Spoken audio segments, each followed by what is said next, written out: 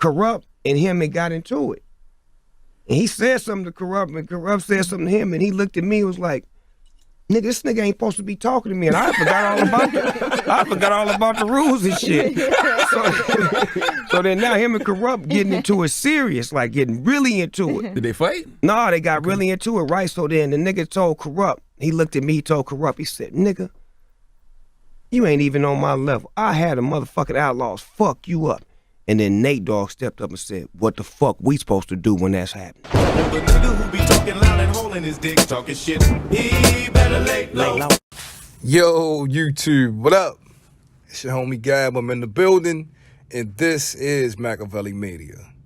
Hey, yo, let me be clear. I ain't trying to start shit.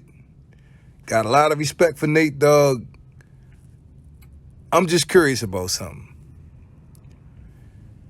You heard Suge Knight say that Badass told Tupac that he couldn't go to Las Vegas basically because he had a conversation with Snoop Dogg, and Snoop Dogg said none of the Dogg Pound was allowed to go to Vegas. No Snoop, no Daz, no Corrupt, no Badass. Because they wasn't fucking with Death Row. He wasn't fucking with Tupac. Warren G didn't go. It was no reason for them to be in Vegas. And I get it. So why was Nate Dogg there? I mean, that's a good fucking question. I know many of you guys brought this up in the comment section.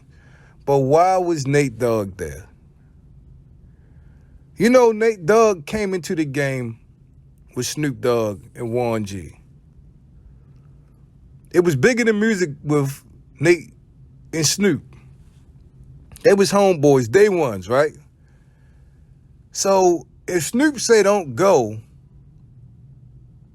Nate is not going to be unloyal to Snoop and go to Vegas out with Suge and Tupac and the rest of the mob against Snoop's wishes. It wasn't happening. So why was he there? I'm confused.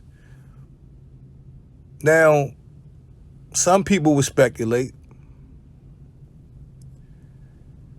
that just maybe Nate was a fan of Mike Tyson. And this was a can't miss event. He had to go see the Tyson fight. Or maybe Nate started to gravitate a little bit more to Tupac and Outlaws. He had recordings with Pac. You know, they had a friendship at one point in time while Pac was on death row. All these things are possible. And maybe that's why Nate chose the role. Or was Nate an extra pair of eyes and ears for Snoop Dogg and the Dogg Pound that was trailing Tupac and telling Snoop and whoever Tupac's every move? I know that's way off. And I don't want to sound disrespectful, but that's not the first time you heard that. That's not the first time you heard that. If you look at what Snoop said himself, you can use these things that these people say, not against them, but you could bring it up for like, archive. Snoop gave a story how Pac and Corrupt was about to fight, and Pac told Corrupt, nigga, I had one of the Outlaws fuck you up, nigga. Fuck you up. And he said Nate stepped up and said, and what I'm going to do when that's going on. So you got friction between Nate Dogg and Tupac. You got friction between Outlaws and the Dogg Pound. You got friction between the two heads, Tupac and Snoop. And then it all trickles back to what Warren G said on Drink Champs. That Snoop had the Nextel walkie-talkie in 1996. Had a complete play-by-play what was going on in Vegas. You can't make this shit up, and you can't dismiss this shit. Even if he said, yo, I just had it because I wanted to keep tabs on what was going on. Why would you need to keep tabs on what was going on if you all the way back in LA and then Vegas, when you could have just went to Vegas your fucking self? Snoop Dogg is not going to address any of this stuff.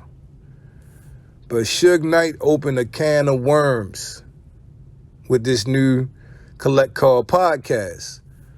But Warren G added fuel to all of this shit by him being so goddamn loose with his lips. During that interview, he didn't have to mention the Nextel at all. He could have told that complete story without mentioning the Nextel. See, for a long time, it was no validation that this Nextel actually existed. You heard Michael Moore say it, but that was the end of it. Now, that same Nextel then came back into fruition.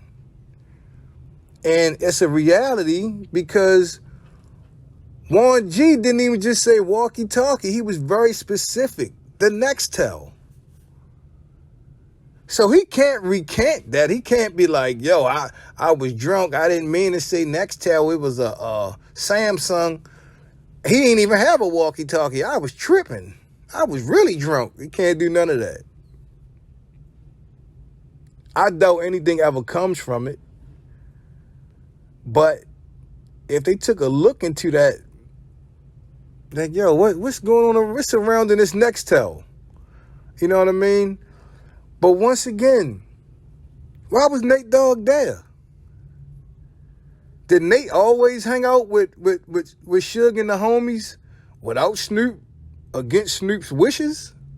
Did Nate Dogg always roll with Pac and the Outlaws? Even when Snoop wasn't fucking with Pac and the Outlaws? I don't know. Did he ever say why he was there? Did anybody ever mention why was Nate Dogg there?